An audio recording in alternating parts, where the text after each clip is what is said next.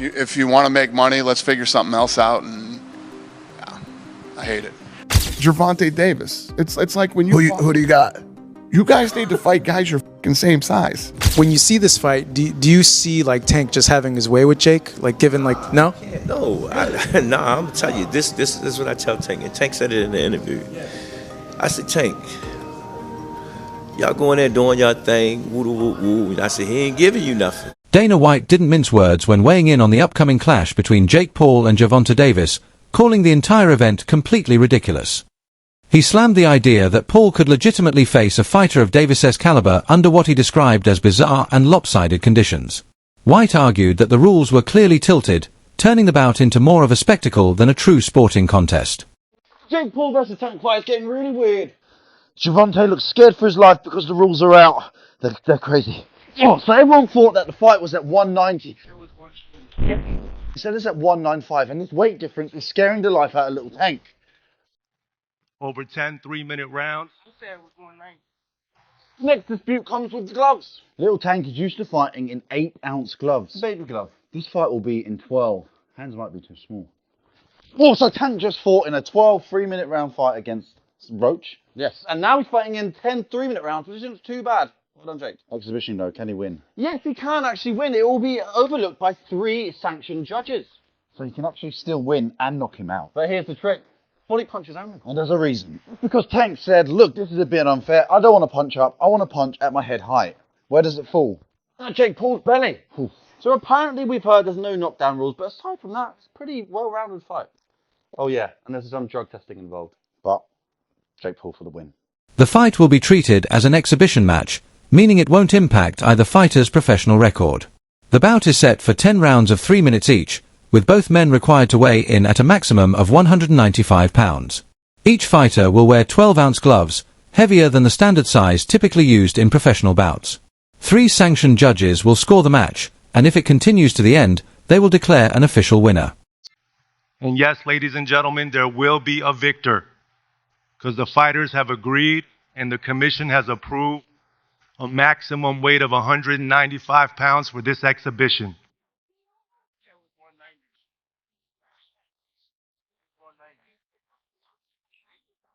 The fight will be contested over 10 3-minute rounds. The fight is 195 pounds, Tank, as you know. The fight will be contested over 10 3-minute rounds, and when Tank and Jake enter the squared circle to go to battle, they will be wearing 12-ounce gloves. Sitting ringside will be 3 commission-approved world-class professional judges that will score every round to ensure there's a decisive outcome for the fight if it goes the distance. And both men are enrolled in the highest level of testing with USADA. So Tank, Jake, thank you for doing this. Thank you for giving boxing another massive moment, headlined by yourselves, featuring multiple world title fights.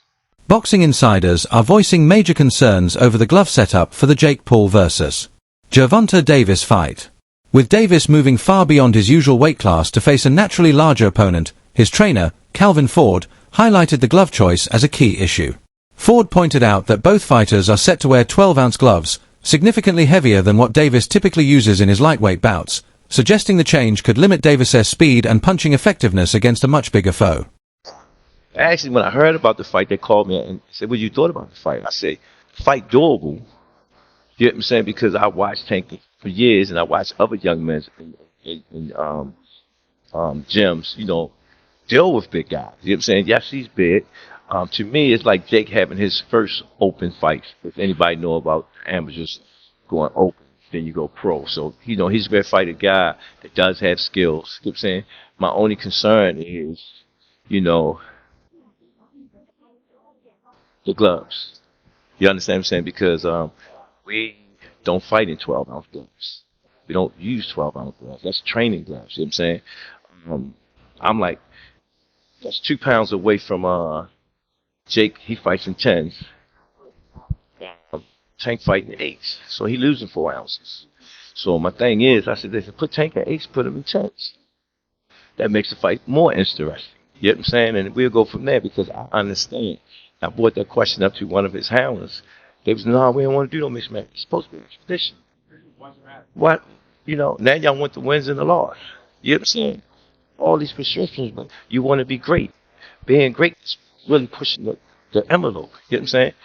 Tank don't really care, So when I brought this up, he said, Dad, you know what I'm saying? So again, he can weigh the 10s and we weigh the 8s. Then we got to fight, The weight, how's that going to work out? Like, At 190, 195. I thought it was going to be 190. So they gave him 5. So again, they keep giving. I ain't worrying about the weight. You know what I'm saying? We got to deal with it. We taking the fight. We signed the contract. We're going to make it do what it do.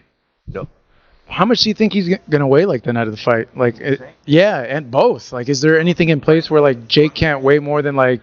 On how he handled himself to camp. Camp is the most important thing because if you have a good camp, you're going to have a great fight. So my thing is just making sure the camp is good. We're doing all the necessary things, dealing with the weight, gloves, and all that stuff, Ford has suggested an adjustment to the glove rules, proposing that Davis be allowed to wear his usual 8-ounce gloves, while Paul, fighting at a much heavier weight, should use 10-ounce gloves. According to Ford, this setup would create a fairer balance, helping offset the significant size and power difference between the two fighters. Jake, I see y'all doing all this betting stuff, right? And I'm looking at the fight because I'm his coach. This is a very serious fight, and I'm a very serious person. My question to you is, where did 12-ounce gloves come from? Why y'all couldn't take 10 and he had 8? Already he given up 4 ounces. Yo, huh? No, I gotta say this because y'all betting on this money. You understand what I'm saying? Yeah, wait. You guys were the ones that wanted 12-ounce gloves, not me. I'll do 8. Fuck, I'll do 4. I'll do 2 ounces. I'll do bare knuckle. Like, I wasn't aware of that. You know what I'm saying? Because I know that he can handle this. so what do you want? 10 ounce? 8 ounce? What do you want? If he the one said that, I'm gonna go with that. I wasn't aware of that. No, the 12 ounce came from your guys' side. No, and it's not. On God. Perfect. Then what do you want? 10? No, I didn't say that. So 10 ounce? It don't matter to me. Perfect. It doesn't matter to him. So It back don't to matter. what I always wanted, which was 10 ounces. Great. You just Thank made you, something. It don't clear. matter. You just made something clear to me because I didn't know because you fighting 10, he fighting 8. Yeah, your guys' side. So I'm like, I 12 can ounces. He's show the giving up emails and the screenshots. I get you guys that. asked for 12 ounces. It's part of negotiation. I get it. No, let's do it. 10 ounces, 8. Let's do it. That's great. That's going to make it more exciting for the fans. Thank God. I wanted 10s really badly. Let's do it.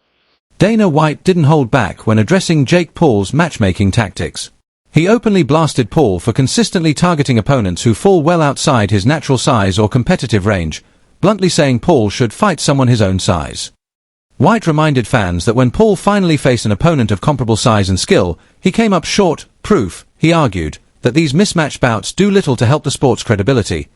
Speaking specifically about the upcoming Jake Paul vs. Gervonta Davis fight, White called the matchup highly unbalanced. He acknowledged that Davis possesses far superior skills and explosive punching power but stressed that the massive size gap could neutralize those advantages. According to White, Paul's weight and reach give him a built-in edge, making it extremely difficult for Davis to close the distance or land the kind of shots that could produce a knockout. Gervonta Davis. It's like when you Who do you got? you guys need to fight guys your fucking same size. You know what I mean? Straight up ignored. When you fought Floyd, you are massive. You're a massive fucking dude. Floyd's tiny. And I'm sure when you were training, you're like, all right, I'm going to hit this guy with a couple punches and grab him, tie him up. And he did hit you with a fucking bomb of an overhand right one time. And you fucking ate it. You ate that punch. Logan's like proud of it. He's like, yeah, I did. Hell yeah, I ate that punch from a 140-pounder. You're damn right, dude. Now, granted, it's Floyd Mayweather, but you're still 200 pounds, dog. You know what I mean? This is why, and I agree with Dana on this, this is why the Gervonta fight makes no sense to me. Because yes, Floyd didn't have the punching power Gervonta had. But even if Gervonta lands, I don't see him hurting Jake to the point he knocks him out. So what are we even doing? Where's the idea of this where's the idea that Gervonta is even gonna hurt him? He may hurt him to the body, whatever. Jake doesn't want to throw as much, but I don't see him one punch knocking Jake out. And, the same thing was kind of said with Logan. Like, okay, Floyd probably won't knock him out, but probably going to outbox him. I get where Dana's coming from. These things are not meant to be competitive fights. They're meant to make money and to, I guess, scratch that itch of the circus mystery unknown. And Gervonta, I think, hits way harder than fucking Floyd, but he's too small. I mean, brother's going to be able to, get inside on him, put his weight on him, tie him up. But I don't hate your brother. Your brother's out there doing his thing. But it cracks me up that they want to start suing people that are talking shit when your brother talks more shit than anybody talks. I think the thought process behind it is, okay, so Jake and I are obviously pretty polarizing individuals, and when an echo chamber starts and a rumor mill starts of like staged fight bullshit, which like these fights aren't staged, that's just, at that level it's like almost impossible. I think they think that it affects the business and it affects the brand because people discredit him as actually having legitimate bouts. Gervonta Davis has been steadily adding size throughout his training camp, reportedly now walking around at around 160 pounds, a significant jump from his usual lightweight frame of 135 pounds. The added mass brings him closer to the 195-pound catchweight set for his exhibition clash with Jake Paul, narrowing the physical gap and potentially offsetting one of Paul's key advantages. This strategic weight gain could enhance Davis's punch resistance and power, allowing him to better withstand heavier shots while delivering more impactful counters. The extra bulk may also make him a more dangerous and unpredictable opponent, capable of surprising Paul with increased strength and stability. Though still well below the fight's weight limit, Davis's physical transformation sends a clear message. He's taking this challenge seriously and preparing to showcase a stronger, evolved version of himself in the ring. Gervonta Tank Davis is my prediction that Gervonta Tank Davis is going to weigh in on the night of the fight against Jake Paul, knocking on 160 pounds. Don't be surprised if he's 157 pounds, something like that. You guys see this footage? Look at Tank. Now, know what you're looking at. The guy must be around 150 right now, 153, something like that. And you can really tell when he's sideways. When you look at him sideways and see the depth. See, from the front view, you can't really tell. But when he turns sideways, the guy is a wrecking ball. He's literally a baby rhino out there. And I think that is the idea for him to bulk up and be a little powerhouse out there. And I'm all for it. I'm going to tell you in this video why I think that's the best thing for Tank and why I think he will be knocking on 160 pounds. Most boxing analysts agree that when Jake Paul steps into the ring with Gervonta Davis, he's likely in for a harsh reality check. They emphasize that Davis isn't just powerful, he's a seasoned technician who has spent years perfecting his craft against world-class opponents. His mastery of distance, timing, footwork, and ring IQ sets him apart from almost anyone Paul has ever faced. While Paul continues to refine his fundamentals, experts warn that Davis's surgical precision means a single well-placed shot could instantly change the fight's momentum. In contrast, Paul's defense remains raw, his reactions predictable, and his ring intelligence untested at this caliber.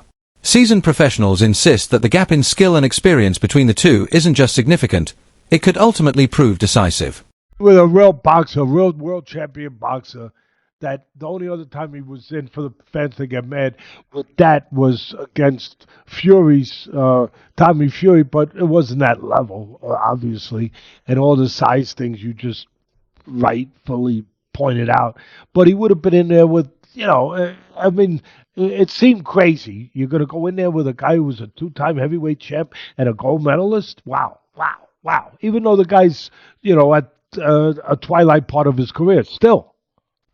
And you've given a lot of credit and props to Jake Paul on this show of helping get more eyeballs to the sport, but the way he takes it serious and goes about his approach and his work to this craft, that he does take it seriously.